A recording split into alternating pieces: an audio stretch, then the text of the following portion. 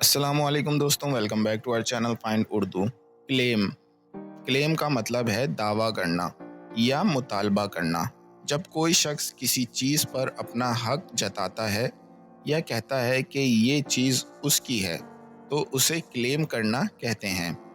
ये लफ्ज़ अक्सर कानूनी या दस्तावेज़ी मालूमात में इस्तेमाल होता है, जैसे जब आप कहते हैं कि आप किसी प्रॉपर्टी, पैसे या इंश्योरेंस का हकदार हैं।